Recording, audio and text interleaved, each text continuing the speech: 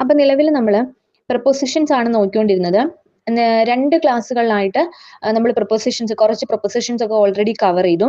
പിന്നെ മൂന്നാമത്തെ ക്ലാസ്സിൽ പ്രൊപ്പോസിഷന്റെ ബാക്കി ഭാഗം കൂടി നമ്മൾ ഡിസ്കസ് ചെയ്യാനായിട്ട് പോവാണ്. അപ്പൊ അടുത്തൊരു പ്രൊപ്പോസിഷൻ ആണ് വിത്തിൻ എന്ന് പറയുന്ന പ്രൊപ്പോസിഷൻ. അതായത് വിത്തിൻ ഉപയോഗിക്കുന്നത് used to show that an activity was or will be over before the end of a period എന്നുള്ളതാണ്. അതായത് ഒരു ആക്ടിവിറ്റി ഇനി നടക്കാൻ പോകുന്ന ആക്ടിവിറ്റി ആകാം, അല്ലെങ്കിൽ നടന്ന ആക്ടിവിറ്റി ആകാം, ആ ആക്ടിവിറ്റിക്ക് എത്ര സമയം എടുത്തു എന്നുള്ള ആ ഒരു കാര്യം പറയാൻ വേണ്ടിയിട്ടാണ് നമ്മൾ വിത്തിൻ ഉപയോഗിക്കുന്നത്. ആക്ടിവിറ്റി എത്ര സമയം കൊണ്ടാണ് എൻഡ് ചെയ്തത് എന്ന് പറയാൻ വേണ്ടിയിട്ടാണ് വിത്തിൻ ഉപയോഗിക്കുന്നത്. Finish the work within an hour, അതായത് ഒരു മണിക്കൂറിനുള്ളിൽ ആ ആക്ടിവിറ്റി ഫിനിഷ് ചെയ്യും എന്നുള്ളത്. അപ്പം ആ ഒരു എൻഡ് ടൈമിനെ പറയാൻ വേണ്ടിയിട്ടാണ് ആക്ച്വലി വിത്തിൻ ഉപയോഗിക്കുന്നത്. I want your reply within a week, അതായത് ഒരു വീക്കിനുള്ളിൽ എന്ന് പറയാൻ, ആ ഒരു എൻഡ് ടൈം പറയാൻ, എൻഡ് ഓഫ് എ പീരീഡ്, ആ പീരീഡ് എൻഡ് ചെയ്യുന്ന ഒരു സമയം പറയാൻ വേണ്ടിയിട്ടാണ് നമ്മൾ വിത്തിൻ ഉപയോഗിക്കുന്നത് എന്ന് പറയാൻ പറ്റും. അടുത്ത നോക്കി, ഇതുമായിട്ട് ബന്ധപ്പെട്ട് ടൈമുമായിട്ട് ബന്ധപ്പെട്ട ഒരു പ്രൊപ്പോസിഷൻ ആണ് ഫോറും സിൻസും എന്ന് പറയുന്നത്. രണ്ടും ഒരുപോലത്തെ കോണ്ടെക്സ്റ്റിൽ ഉപയോഗിക്കുന്നതാണ് ഫോറും സിൻസും, പക്ഷെ വ്യത്യാസമുണ്ട്. ഫോർ നോക്കി, for used to indicate the duration of an activity, ഒരു ആക്ടിവിറ്റിയുടെ ഡ്യൂറേഷൻ പറയാൻ വേണ്ടിയിട്ട്, ആക്ടിവിറ്റി എത്രമാത്രം പീരീഡ് ആണ് നടന്നത് എന്ന് പറയാൻ വേണ്ടിയിട്ട് നമുക്ക് ഫോർ ഉപയോഗിക്കാം. ഫോർ എക്സാമ്പിൾ നോക്കി, it rained heavily for 5 hours എന്നുള്ളതാണ്. ആ 5 മണിക്കൂറിനായിട്ട് ഈ പറയുന്ന മഴ ഹെവി ആയിട്ട് പെയ്തുകൊണ്ടിരിക്കുകയാണ് എന്നുള്ളതാണ്. അപ്പൊ അതൊരു ആക്ടിവിറ്റിയുടെ ഡ്യൂറേഷൻ പറയാണ്, ഇത്ര സമയം ആ ആക്ടിവിറ്റി കണ്ടിന്യൂസ്ലി നടന്നു എന്ന് പറയാൻ വേണ്ടിയിട്ടാണ് നമുക്ക് ഫോർ ഉപയോഗിക്കുന്നത്. പക്ഷേ താഴെ വരുന്ന സിൻസിലേക്ക് വന്നേ. സിൻസ് എന്ന് പറയുന്നത് indicates A specified point of time in the past, അതായത് പാസ്റ്റിൽ നടന്ന ഒരു ആക്ടിവിറ്റി സ്പെസിഫൈ ചെയ്ത് പറയാണ്, കൃത്യമായിട്ട് എക്സാക്റ്റ് ആയിട്ട് ഇന്ന സമയത്ത് നടന്നു എന്ന് പറയാനാണ്. പക്ഷെ ഫോർ നോക്കിയേ, ഫോർ ഒരു ഡ്യൂറേഷനെ പറയുന്നുള്ളൂ. ആ 5 hours എപ്പോഴും ആകാം, ആ 5 hours ഇന്നലെ ആകാം, ആ 5 hours അതിന് മുന്നത്തെ ദിവസം ആകാം, എന്ന് വേണോ ആകാം. പക്ഷെ ഏതോ ഒരു 5 മണിക്കൂർ ഒരുമിച്ച് മഴ പെയ്തു എന്നുള്ളതാണ് പറയുന്നത്. ത്രൂ ഔട്ട് ആയിട്ട് മഴയുണ്ടായിരുന്നു എന്നേ ഫോർ പറയുന്നുള്ളൂ. പക്ഷേ അത് സിൻസിലേക്ക് വരുമ്പോൾ കുറച്ചുകൂടി ക്രിസ്റ്റൽ ക്ലിയർ ആകും, അത് ഏത് വർഷം എന്നുള്ള രീതിയിൽ മാറും. അതായത് എക്സാക്റ്റ് ആയിട്ടുള്ള ഒരു പീരീഡ് ആണ് അവിടെ പറയുന്നത്. നോക്കിക്കേ, എക്സാമ്പിൾ നോക്കിക്കേ, he came to this town in 1975 and has lived here ever since എന്നുള്ളതാണ്. അപ്പോൾ ഇവൻ ഏത് സമയമാണ് ഇവിടെ വന്ന് ജീവിക്കാൻ തുടങ്ങിയത് എന്നുള്ള ഒരു എക്സാക്ട് ടൈം പറയുന്നുണ്ട്. 1975 എന്ന് പറയുന്ന ഒരു എക്സാക്റ്റ് ആയിട്ടുള്ള സമയം പറയുന്നുണ്ട്. ആ സമയത്ത് നമുക്ക് എന്ത് ഉപയോഗിക്കാം? സിൻസ് ഉപയോഗിക്കാനായിട്ട് പറ്റും. Since Sunday, since last year, since I left school എന്നൊക്കെ ഉള്ള എക്സാക്ട് സമയത്തെ പറയുന്നു. പക്ഷെ ഫോർ അങ്ങനെയല്ല, ഫോർ ഒരു ഡ്യൂറേഷൻ മാത്രമേ പറയുന്നുള്ളൂ, ഒരു പീരീഡ് ഓഫ് ടൈം മാത്രമേ പറയുന്നുള്ളൂ. അത് എപ്പോഴും വേണോ ആകാം, പക്ഷെ ഒരു ഡ്യൂറേഷൻ മാത്രമേ, ആക്ടിവിറ്റിയുടെ ഡ്യൂറേഷൻ മാത്രമേ ഫോറിലൂടെ പറയുന്നുള്ളൂ. പക്ഷെ സിൻസ് ആവുമ്പം എക്സാക്ട്, ഇപ്പൊ സൺഡേ ആണെങ്കിൽ സൺഡേ എന്നുള്ളത് സിൻസ് സൺഡേ എന്നുള്ള എക്സാക്റ്റ് ആയിട്ടുള്ള ഒരു സമയം പറയുന്നുണ്ട്. ഇനി അതുപോലെ സിൻസ് ഉപയോഗിക്കുന്ന മറ്റൊരു സിറ്റുവേഷൻ ആണ് indicate a point of time. This preposition will then imply an action which began in the past, went till now and is still not completed എന്നുള്ളതാണ്. അപ്പോൾ സിൻസ് ഉപയോഗിക്കുന്ന മറ്റൊരു സിറ്റുവേഷൻ ഏതാണെന്ന് ചോദിച്ചു, അതൊരു പോയിന്റ് ഓഫ് ടൈമിലെ ആക്ഷനെ പറ്റി പറയുകയാണെന്ന് നമ്മൾ ഓൾറെഡി പറഞ്ഞതാണ്. ഇനി ഇവിടെ വേറൊരു പ്രത്യേകത എന്ന് പറയുന്നത്, അത് ഇമ്പോർട്ടന്റ് ആണ്, ആ ഒരു സിറ്റുവേഷനിലാണ് കൂടുതൽ ഉപയോഗിക്കുന്നത്. നോക്കിയേ, ഈ ഒരു ആക്ടിവിറ്റി, നമ്മൾ ചെയ്തുകൊണ്ടിരിക്കുന്ന ഒരു ആക്ടിവിറ്റി പാസ്റ്റിൽ എപ്പോഴോ തുടങ്ങിയ ഒരു ആക്ടിവിറ്റിയാണ്, അതായത് മുമ്പ് എപ്പോഴോ തുടങ്ങിയ ഒരു ആക്ടിവിറ്റിയാണ്. ഇപ്പോഴും സ്റ്റിൽ അത് എന്ത് ചെയ്യുന്നുണ്ട്? കണ്ടിന്യൂ ചെയ്യുന്നുണ്ട്, ഇപ്പോഴും അത് നടന്നു പോയിക്കൊണ്ടേ ഇരിക്കുന്നുണ്ട്. ഇനി അത് എപ്പോഴേ അവസാനിക്കത്തുള്ളൂ? ഇപ്പോഴും അവസാനിച്ചില്ല, ഭാവിയിൽ എപ്പോഴെങ്കിലും അത് എന്ത് ചെയ്യാം? കംപ്ലീറ്റ് ചെയ്യാം എന്ന് ഉള്ള ഒരു ആക്ടിവിറ്റി. അതായത് ഇപ്പോഴും പണ്ടെപ്പോഴും ആണ് തുടങ്ങിയത്, ഭാവിയിൽ പഴയ എപ്പോഴും ആണ് തുടങ്ങിയത്, ഇപ്പോഴത് നടക്കുന്നു, ഭാവിയിലും അത് എന്ത് ചെയ്യാം? കണ്ടിന്യൂ ചെയ്ത് പോവാം എന്നൊക്കെ ഉള്ള ഒരു ആക്ടിവിറ്റി ഉണ്ട്. അതാണ് which began in the past, പാസ്റ്റിൽ എപ്പോഴോ തുടങ്ങിയതാണ്, പണ്ടെപ്പോഴോ തുടങ്ങിയതാണ്. വെന്റ് ഓൺ ടിൽ നൗ, ഇപ്പോഴും നടന്നുകൊണ്ടിരിക്കുന്നു. ആൻഡ് ഈ സ്റ്റിൽ നോട്ട് കംപ്ലീറ്റഡ്, ഇപ്പോഴും അത് കംപ്ലീറ്റ് ചെയ്തിട്ടില്ല, ഇനി ഫ്യൂച്ചറിലേക്കും അത് എന്ത് ചെയ്യാം? നീണ്ടുപോകാം. അത്തരത്തിലൊരു ആക്ടിവിറ്റി നടക്കുന്ന സമയത്ത് അതിനെ സൂചിപ്പിക്കാൻ വേണ്ടി നമുക്ക് സിൻസ് ഉപയോഗിക്കാം. എക്സാമ്പിൾ പറയുമ്പോൾ മനസ്സിലാവും. They have worked here since October എന്നുള്ളതാണ്. They have worked here since October, അതായത് അവര് ഒക്ടോബർ മുതൽ എന്ത് ചെയ്യുന്നുണ്ട്, ഇവിടെ വർക്ക് ചെയ്യുന്നുണ്ട്. അതേ അർത്ഥം തന്നെയാണ് തൊട്ടടുത്തും വരുന്നത്. They have been working here since October. അതായത് ഒക്ടോബർ മുതൽ അവർ ഇവിടെ വർക്ക് ചെയ്തുകൊണ്ടേയിരിക്കുന്നു എന്നുള്ളതാണ്. അപ്പൊ രണ്ടും ഒരേ മീനിങ് ആണ് സിൻസ് ഉപയോഗിക്കുന്നത് കൊണ്ട് തന്നെ. കാരണം അവര് ഒക്ടോബർ മുതൽ ഇവിടെ വർക്ക് ചെയ്യുന്നു, ഇപ്പോഴും ചെയ്തുകൊണ്ടിരിക്കുന്നു. ഇനി ഫ്യൂച്ചറിലും ഇതെന്ത് ചെയ്യാം, കണ്ടിന്യൂ ചെയ്ത് പോകാം എന്നുള്ള ഒരു കാര്യമാണ് പറയുന്നത്. അപ്പൊ ആ രീതിയിൽ ഉള്ള സമയത്ത് നമുക്ക് എന്ത് ഉപയോഗിക്കാം, സിൻസ് ഉപയോഗിക്കാനായിട്ട് പറ്റും. ഇനി അടുത്ത പ്രിപ്പോസിഷൻ ആണ് ഡ്യൂറിങ് എന്ന് പറയുന്ന പ്രിപ്പോസിഷൻ.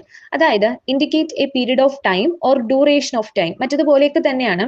അതായത് ഒരു ഡ്യൂറേഷൻ പറയാൻ വേണ്ടിയിട്ട്, ഒരു ആക്ടിവിറ്റി നടക്കുന്ന അല്ലെങ്കിൽ ഒരു സംഭവം നടക്കുന്ന ഡ്യൂറേഷനെ പറ്റി പറയാൻ വേണ്ടിയിട്ട് നമുക്ക് ഡ്യൂറിങ് എന്ന് പറയുന്ന പ്രിപ്പോസിഷൻ ഉപയോഗിക്കാം.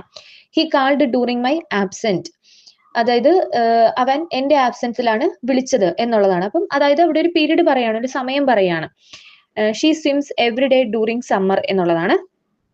വേനൽക്കാലത്ത് അവൾ എല്ലാ ദിവസവും നീന്തും എന്നുള്ളതാണ് പറയുന്നത്. അപ്പൊ അവിടെ ഒരു പീരീഡ് ഓഫ് ടൈം പറയാണ്, വേനൽക്കാലത്ത് എല്ലാ ദിവസവും എന്നൊക്കെ ഉള്ള ഒരു പീരീഡ് ഓഫ് ടൈം, സ്വിം ചെയ്യുന്ന ഒരു സമയത്തെ പറ്റി, ഒരു ഡ്യൂറേഷൻ ഓഫ് ടൈമിനെ പറ്റി പറയാൻ വേണ്ടിയിട്ട് നമുക്ക് എന്ത് ഉപയോഗിക്കാം, ഡ്യൂറിങ് എന്ന് പറയുന്ന പ്രിപ്പോസിഷൻ ഉപയോഗിക്കാം. അപ്പൊ നമ്മൾ പറഞ്ഞ വിത്തിൻ, ഫോർ, സിൻസ്, ഡ്യൂറിങ് പോലുള്ളത് ടൈമുമായിട്ട് ബന്ധപ്പെട്ട ഒരു ഡ്യൂറേഷൻ ഓഫ് ടൈം അല്ലെങ്കിൽ ഒരു പീരീഡ് ഓഫ് ടൈം അല്ലെങ്കിൽ ഒരു സ്പെസിഫിക് ടൈം ഒക്കെ മെൻഷൻ ചെയ്യാൻ വേണ്ടിയിട്ട് ഉപയോഗിക്കുന്ന, ഏകദേശം ഒരുപോലെയൊക്കെ ഉള്ള കോണ്ടെക്സ്റ്റുകളിലൊക്കെ ഉപയോഗിക്കുന്ന, എന്നാൽ വ്യത്യസ്തമായിട്ട് ഉപയോഗിക്കുന്ന ടൈമുമായിട്ട് ബന്ധപ്പെട്ട പ്രൊപ്പോസിഷൻ ആണ് നേരത്തെ പറഞ്ഞതെല്ലാം. സിൻസ് ആണെങ്കിലും, ഫോർ ആണെങ്കിലും, ഡ്യൂറിങ് ആണെങ്കിലും, വിത്തിൻ ആണെങ്കിലും.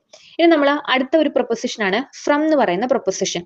അപ്പൊ നമുക്കറിയാം ഫ്രം എന്ന് പറയുമ്പോൾ പ്രധാനമായിട്ടുള്ള കാര്യം ഒറിജിൻ അല്ലെങ്കിൽ സോഴ്സിനെ പറ്റി പറയുമ്പോൾ നമുക്ക് എന്ത് ഉപയോഗിക്കാം, ഫ്രം ഉപയോഗിക്കാം. അതായത് ഏതെങ്കിലും ഒരു കാര്യം തുടങ്ങുന്നത് ഇവിടെ നിന്നാണ്, അല്ലെങ്കിൽ ഏതെങ്കിലും ഒരു കാര്യത്തിന്റെ സോഴ്സ്, അതായത് സ്രോതസ് ഇതാണ് എന്ന് പറയുന്ന സമയത്ത് നമുക്ക് ഫ്രം ഉപയോഗിക്കാം. അതായത് നമ്മളിപ്പോ ഒരു ലെറ്റർ എഴുതുമ്പോൾ തന്നെ ഫ്രമും ടൂവും വെക്കാറുണ്ട്. ഫ്രം എന്ന് പറയുന്നത് ആരിൽ നിന്നാണോ അത് തുടങ്ങുന്നത്, അതായത് ആരാണോ അത് അയക്കുന്നത് എന്നുള്ള രീതിയിലാണ് ഫ്രം. അതായത് ആരാണോ ആ സ്രോതസ്, ഈ ഒരു ലെറ്റർ ജനറേറ്റ് ചെയ്യുന്ന സ്രോതസ് എന്നുള്ള രീതിയിലാണ്, അവിടുത്തെ ഒറിജിൻ എന്നുള്ള രീതിയിലാണ് നമ്മൾ ഫ്രം ഉപയോഗിക്കുന്നത്. അപ്പോൾ ഒറിജിൻ അല്ലെങ്കിൽ സോഴ്സ് എന്ന് പറഞ്ഞ് തുടങ്ങുന്ന സമയത്ത് നമുക്ക് എന്താണ്, അങ്ങനെയുള്ള കോണ്ടെക്സ്റ്റുകളിൽ ഫ്രം ഉപയോഗിക്കാം. I got this book from the library. എനിക്ക് ബുക്ക് കിട്ടിയത് എവിടുന്നാണ്, ലൈബ്രറിയിൽ നിന്നാണ്. അപ്പൊ ഇത് ഇവിടുന്ന് കിട്ടി, അല്ലെങ്കിൽ ഇതിന്റെ സോഴ്സ് ഇതാണ് എന്ന് പറയാൻ നമുക്ക് എന്ത് ഉപയോഗിക്കാം, ഫ്രം ഉപയോഗിക്കാം. അതുപോലെ തന്നെ ഉപയോഗിക്കാൻ പറ്റുന്ന ഒരു സിറ്റുവേഷൻ ആണ് സ്റ്റാർട്ടിംഗ് പോയിന്റുകൾ. സമയമാണെങ്കിലോ ഒരു പ്ലേസ് ആണെങ്കിലോ സ്റ്റാർട്ട് ചെയ്യുന്ന ആ ഒരു പോയിന്റ് പറയാൻ വേണ്ടി നമുക്ക് ഫ്രം ഉപയോഗിക്കാം. The store is open from 10 AM to 5 PM എന്നുള്ളതാണ്. അപ്പം ആ സ്റ്റോർ ഓപ്പൺ ആവുന്നത് 10 AM രാവിലെ 10 മണിക്കാണ് എന്ന് പറയുമ്പോൾ അതൊരു ടൈം സ്റ്റാർട്ടിംഗ് പോയിന്റ് ആണ്, ടൈമിന്റെ സ്റ്റാർട്ടിംഗ് പോയിന്റ് ആണ്. അപ്പൊ അവിടെ നമുക്ക് ഫ്രം ഉപയോഗിച്ചുകൊണ്ട് സ്റ്റാർട്ട് ചെയ്യാം. A table from wood. Table എവിടെ നിന്നാണ് വന്നത്, ഈ വുഡ് വെച്ച് നമ്മൾ ഉണ്ടാക്കിയെടുത്തതാണ് ടേബിൾ എന്ന് പറയുന്നത്. സോഴ്സ് ആയിട്ടും ഒറിജിൻ ആയിട്ടും ഒക്കെ വേണമെങ്കിൽ അതിനെ റിലേറ്റ് ചെയ്യാം, ഈ എക്സാമ്പിളിനെ റിലേറ്റ് ചെയ്യാം. He was trembling from fear എന്നുള്ളതാണ്. അവൻ ഭയന്ന് വിറയ്ക്കുന്നുണ്ടായിരുന്നു എന്നുള്ളതാണ്. അപ്പോ ഭയം കാരണമാണ് ആ വിറയിൽ വന്നത് എന്നുള്ളതാണ് പറയുന്നത്. അതായത് ഭയം കാരണം ഫ്രം ഫിയർ അല്ല ഫിയർ. അപ്പോ ഫിയർ കാരണം, അതായത് ഭയം കാരണം അവൻ വിറയ്ക്കുന്നു എന്നുള്ളതാണ് പറയുന്നത്. അപ്പൊ അവിടെ ഒരു സ്റ്റാർട്ടിംഗ് പോയിന്റ്, അതായത് വിറയ്ക്കാനുള്ള ഒരു സ്റ്റാർട്ടിംഗ് പോയിന്റ് എന്ന് പറയുന്നത്, അല്ലെങ്കിൽ ട്രിഗറിംഗ് ഫാക്ടർ എന്ന് പറയുന്നത് ഫിയർ ആണ്. അപ്പൊ അതുകൊണ്ടാണ് നമ്മൾ അവിടെ ഫ്രം ഉപയോഗിച്ചത്. ഇനി anything from gamma rays to X. അത് എനിത്തിങ് എന്നുള്ളത് ജസ്റ്റ് ഒന്ന് എക്സാമ്പിൾ ആയിട്ട് എഴുതിയെന്നേ ഉള്ളൂ. അതായത് നമ്മളിപ്പോ ഇവിടെ മുതൽ ഇവിടം വരെ എന്ന് പറയുന്ന ഒരു സിറ്റുവേഷനെ സൂചിപ്പിക്കാൻ വേണ്ടി ഒരു ജസ്റ്റ് ഒരു എക്സാമ്പിൾ എന്നുള്ള രീതി നോക്കിയാൽ മതി. അതായത് ഗാമ റേയിൽ നിന്ന് എക്സ് റേയിലേക്ക്, അതായത് നമ്മൾ സ്റ്റാർട്ട് ചെയ്യുന്നത് ഗാമയിലാണ്, എൻഡ് ചെയ്യുന്നത് എക്സ് റേയിലാണ്. ഇങ്ങനെയുള്ള സ്പെക്ട്രം പറയാൻ വേണ്ടിയിട്ട്, അല്ലെങ്കിൽ ഇത്തരത്തിലുള്ള സീരീസ് പറയുമ്പോൾ അതിന്റെ സ്റ്റാർട്ടിംഗ് പോയിന്റ് മെൻഷൻ ചെയ്യാൻ വേണ്ടിയിട്ട് നമുക്ക് ഫ്രം എന്ന് പറയുന്ന പ്രൊപ്പോസിഷൻ ഉപയോഗിക്കാനായിട്ട് പറ്റും. അപ്പോ ഫ്രം പറഞ്ഞാൽ തൊട്ടടുത്തായിട്ട് അതുമായിട്ട് ചേർന്ന് നിൽക്കുന്ന ഒരു പ്രൊപ്പോസിഷൻ ആണ് ഏതെന്ന് പറയുന്നത്, ടു എന്ന് പറയുന്ന പ്രൊപ്പോസിഷൻ. അപ്പൊ നമ്മൾ നോക്കാൻ പോകുന്നത് അടുത്ത പ്രൊപ്പോസിഷൻ ഏതാണ്, ടു എന്ന് പറയുന്ന പ്രൊപ്പോസിഷനെ പറ്റിയിട്ടാണ് നോക്കാൻ പോകുന്നത്. ഓക്കെ, ടു എന്ന് പറയുമ്പോൾ ഡയറക്ഷൻ ഓർ ഡെസ്റ്റിനേഷനെ സൂചിപ്പിക്കാൻ വേണ്ടി നമുക്ക് ടു എന്ന് പറയുന്ന പ്രൊപ്പോസിഷൻ ഉപയോഗിക്കാം. Shows movement towards A place or A person എന്നുള്ളതാണ്.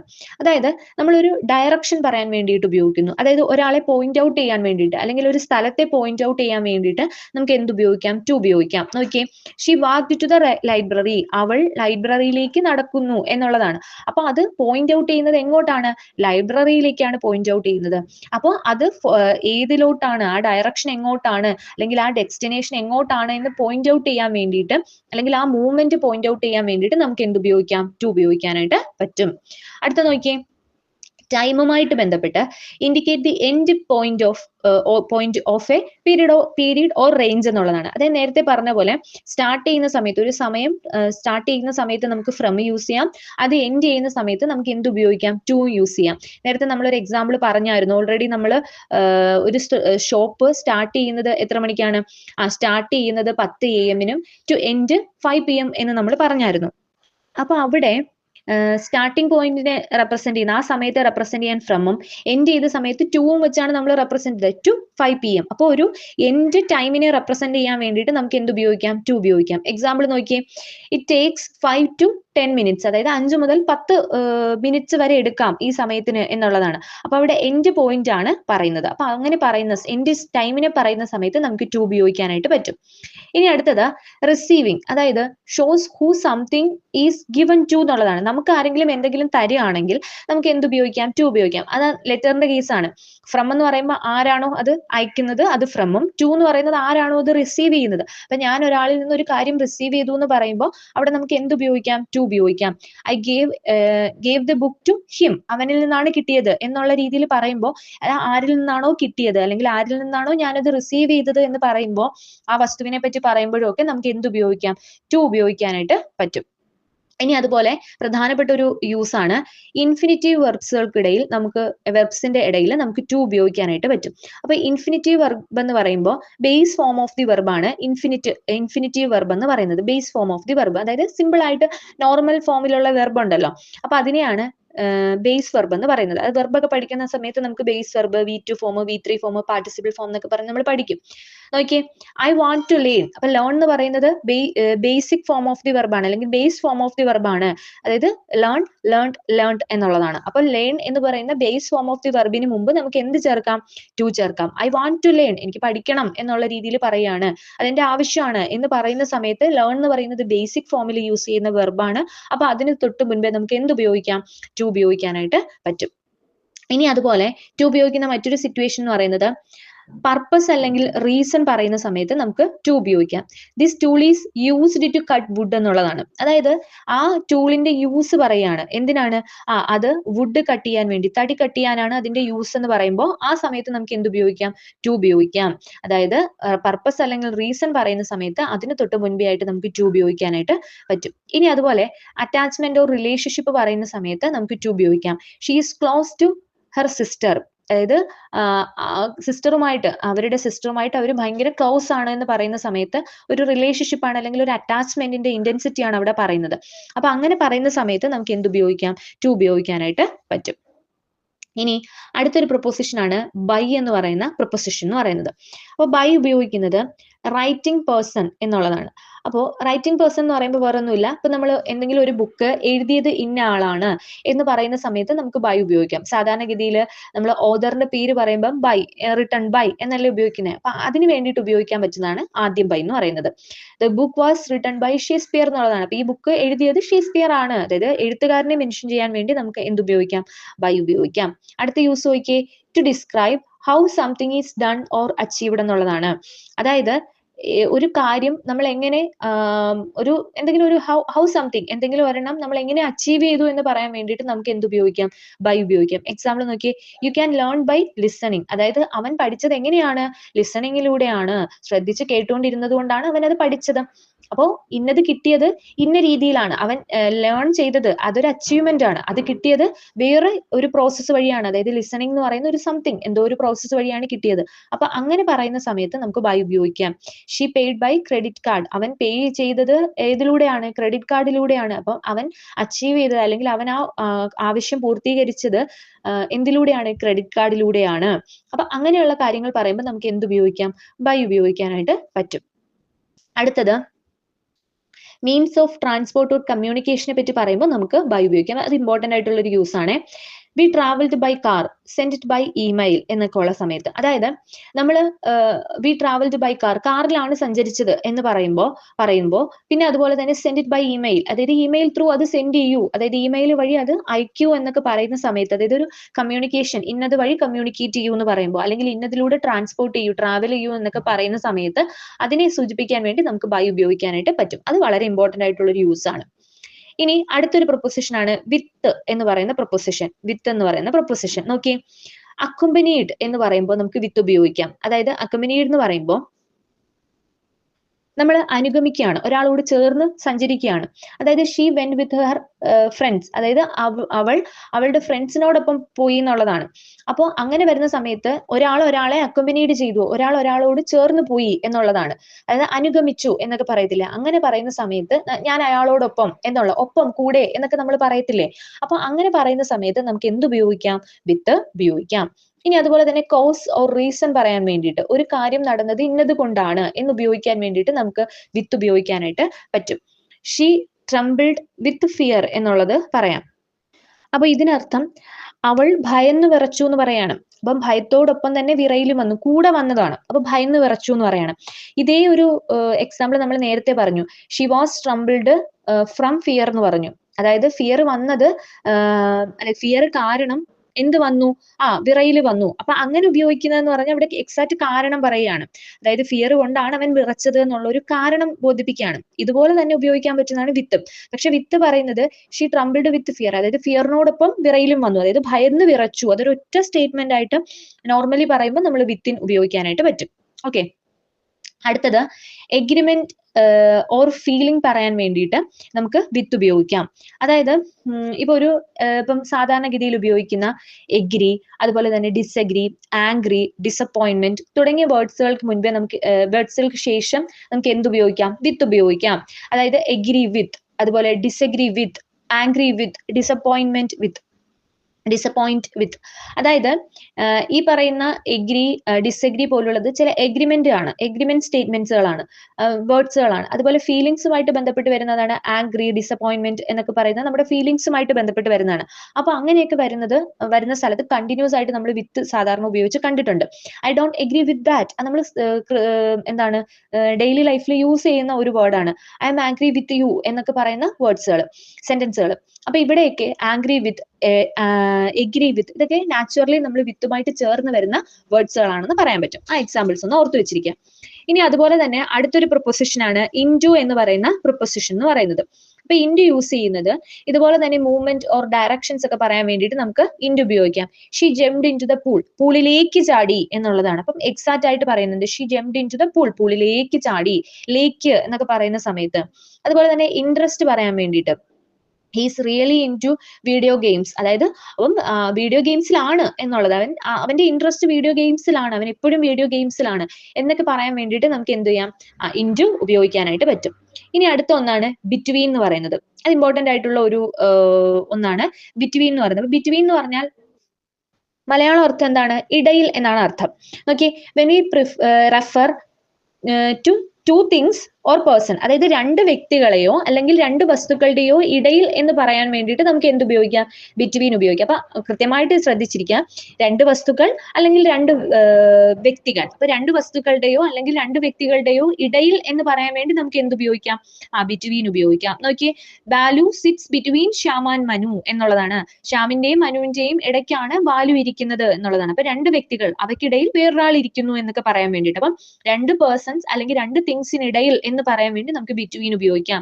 ദ മെഡിറ്ററേനിയൻ സീസ് ബിറ്റ്വീൻ യൂറോപ്പ് ആൻഡ് ആഫ്രിക്ക എന്നുള്ളതാണ്. അപ്പൊ യൂറോപ്പിനും ആഫ്രിക്കയ്ക്കും ഇടയിലാണ് മെഡിറ്ററേനിയൻ സീ എന്നാണ് പറയുന്നത്. ഇനി the letter B comes between A and C. A കഴിഞ്ഞ് എയ്ക്കും സിക്കും ഇടയിലാണ് ബി എന്ന് പറയുന്ന ലെറ്റർ. അപ്പൊ അവിടെ രണ്ട് വ്യക്തികൾ അല്ലെങ്കിൽ രണ്ട് വസ്തുക്കൾക്കിടയിൽ വേറൊരു വസ്തു വന്നു, അങ്ങനെയാണെങ്കിൽ നമുക്ക് ബിറ്റ്വീൻ ഉപയോഗിക്കാനായിട്ട് പറ്റും. പക്ഷേ എമങ്ങും ബിറ്റ്വീൻ പോലെ തന്നെ ഇടയിൽ എന്നുള്ള അർത്ഥം തരുന്ന വേർഡ് തന്നെയാണ്, അല്ലെങ്കിൽ പ്രൊപ്പോസിഷൻ തന്നെയാണ് എമങ് എന്ന് പറയുന്നത്. പക്ഷേ എമങ് യൂസ് ചെയ്യുന്ന ഒരു സിറ്റുവേഷൻ എന്ന് വെച്ച് കഴിഞ്ഞാൽ more than two things or persons ഉണ്ടെങ്കിൽ നമുക്ക് അവിടെ എമങ് ഉപയോഗിക്കും. അതായത് രണ്ടിൽ കൂടുതൽ ആൾക്കാരോ അല്ലെങ്കിൽ രണ്ടിൽ കൂടുതൽ വ്യക്തികൾക്കോ ഇടയിലാണ് ഒരാൾ എന്ന് പറയുന്ന സമയത്ത്, അല്ലെങ്കിൽ ഇടയിലാണ് ഒരു വസ്തു എന്ന് പറയുന്ന സമയത്ത് അവിടെ എമങ് ആണ് ഉപയോഗിക്കാൻ പറ്റുന്നത്. രണ്ടു പേരുണ്ട് അതിനിടയിൽ എന്ന് പറയാൻ, രണ്ടു പേരോ രണ്ട് വസ്തുവോ അതിനിടയിൽ എന്ന് പറയുമ്പോൾ ബിറ്റ്വീനും, രണ്ടിൽ കൂടുതൽ ഉണ്ടെങ്കിൽ അതിവിടെ നമ്മൾ ഉപയോഗിക്കുന്നത് എമങ്ങുമാണ്. നോക്കിയേ, divide the money among the 5 of you, അതായത് പണം നിങ്ങൾ 5 പേരായിട്ട് വീതിച്ചെടുക്കുക എന്നുള്ളതാണ്. അപ്പം 5 പേരായിട്ട് വീതിച്ചെടുക്കുക എന്ന് പറയുമ്പോൾ അവിടെ 4 പേരിൽ ഒരാളാണ് നീ എന്നുള്ളതാണ് പറയുന്നത്. 5 പേരുണ്ട്, 5 പേരും വീതിച്ചെടുക്കുന്ന സമയത്ത് ആ 4 പേരിൽ ഒരാൾ മാത്രമാണ് നീ. എന്ന് പറയുന്നത്. അപ്പൊ അവിടെ 4 പേരുണ്ട്, അതിലൊരാൾ എന്നുള്ളതാണ് പറയുന്നത്. they quarreled among themselves. അതും അതുപോലെ തന്നെയാണ്, ഒരുപാട് പേര് നിന്ന് വഴക്കുണ്ടാക്കുന്നു, അതിലൊരാൾ എന്നുള്ള രീതിയിലാണ് പറയുന്നത്. അപ്പൊ 2 പേരാണെങ്കിൽ അല്ലെങ്കിൽ 2 പേര് അല്ലെങ്കിൽ 2 തിങ്സ് ആണെങ്കിൽ അതിനിടയിൽ എന്ന് പറയാൻ ബിറ്റ്വീനും, 2ൽ കൂടുതൽ ആൾക്കാരുണ്ട് അല്ലെങ്കിൽ 2ൽ കൂടുതൽ വസ്തുക്കൾ ഉണ്ടെങ്കിൽ അതിനിടയിൽ എന്ന് പറയാൻ വേണ്ടി എമങ്ങും യൂസ് ചെയ്യാനായിട്ട് പറ്റും. ഇനി അടുത്തൊരു പ്രൊപ്പോസിഷൻ ആണ് ബിസൈഡ് എന്ന് പറയുന്ന പ്രൊപ്പോസിഷൻ എന്ന് പറയുന്നത്. അപ്പൊ ബിസൈഡ് എന്ന് പറയുമ്പോൾ ബൈ ദി സൈഡ് എന്നുള്ളതാണ് ബിസൈഡ് എന്ന് പറയുന്നത്. അതായത് അരികിൽ എന്നുള്ള അർത്ഥത്തിലാണ് ബിസൈഡ്, എൻ്റെ അടുത്ത്, അരികിൽ എന്നുള്ളതാണ്. My home is beside the river, അതായത് റിവറിനടുത്താണ് എൻ്റെ വീട്, അടുത്തെന്ന് സൂചിപ്പിക്കാൻ വേണ്ടി. കമാൻഡ് സിറ്റ് ബിസൈഡ് മീ, വരൂ എൻ്റെ അടുത്ത് വന്നിരിക്കൂ എന്ന് പറയുമ്പോൾ അടുത്ത് വന്നിരിക്കൂ എന്നുള്ളതാണ്, എൻ്റെ അടുത്തേക്ക് ഇരിക്കൂ എന്നുള്ളത് ഊഹിക്കാം. ഇനി അതുപോലെ ഉപയോഗിക്കുന്നതാണ് ബിസൈഡ്സ് എന്ന് പറയും, ഒരു എസ് കൂടി ചേർക്കും, അതായത് ബിസൈഡ്സ് എന്ന് പറയും. അപ്പൊ ബിസൈഡ്സ് എന്ന് പറയുമ്പോൾ ഇത് കൂടാതെ എന്ന് പറയുന്നതാണ് ബിസൈഡ്സ് എന്ന് പറയുമ്പോൾ. ഒരു എസ് വന്നപ്പോൾ അർത്ഥം മാറിയത് കണ്ടോ, ഇത് കൂടാതെ എന്ന്. മറ്റേത് അരികിൽ, ബിസൈഡ് എന്ന് പറഞ്ഞാൽ അരികിലാണെങ്കിൽ, ബിസൈഡ്സ് എന്ന് പറയുമ്പോൾ ഇൻ അഡിഷൻ ടു, അതായത് ഇത് കൂടാതെ എന്നുള്ളതാണ്. അപ്പൊ നോക്കി എക്സാമ്പിൾ നോക്കിയേ, ബിസൈഡ്സ് എ കാർ, അതായത് besides A car he has A jeep and A cycle എന്നുള്ളതാണ്. അതായത് അവന് കാറ് കൂടാതെ ഒരു ജീപ്പും ഉണ്ട് ഒരു സൈക്കിളും ഉണ്ട് എന്ന് പറയാണ്. അപ്പൊ കാറ് കൂടാതെ എന്ന് പറയാണ്. അപ്പൊ ഇത് കൂടാതെ അതുമുണ്ട് എന്നുള്ളതാണ്. ഇത് കൂടാതെ മറ്റേ 2 വെഹിക്കിൾസും ഉണ്ട് എന്ന് പറയാൻ വേണ്ടിയാണ് ബിസൈഡ്സ് ഉപയോഗിക്കുന്നത്. അപ്പൊ ബിസൈഡും ബിസൈഡ്സും ഓർക്കാം. അപ്പൊ ഒരു എസ് വന്നപ്പോൾ ഉള്ള മാറ്റം ഒന്ന് ആലോചിച്ച് നോക്കുക. ബിസൈഡ് എന്ന് പറയുമ്പോൾ ബൈ ദി സൈഡ് ഓഫ്, അരികിൽ എന്ന അർത്ഥമാണെങ്കിൽ, ബിസൈഡ്സ് വന്നപ്പോഴത്തേക്ക് ഇത് കൂടാതെ എന്നുള്ളതാണ് ഇൻ അഡിഷൻ ടു എന്ന അർത്ഥത്തിലേക്ക് മാറി. അപ്പൊ ഇതാണ് നമ്മൾ പറയുന്ന പ്രൊപ്പോസിഷൻസ്. അപ്പം ഇതോടുകൂടി പ്രൊപ്പോസിഷൻ ക്ലാസ്സുകൾ 3 ക്ലാസ് ആയിട്ട് പ്രൊപ്പോസിഷൻസ് ഫുള്ള് നമ്മൾ കംപ്ലീറ്റ് ചെയ്തു.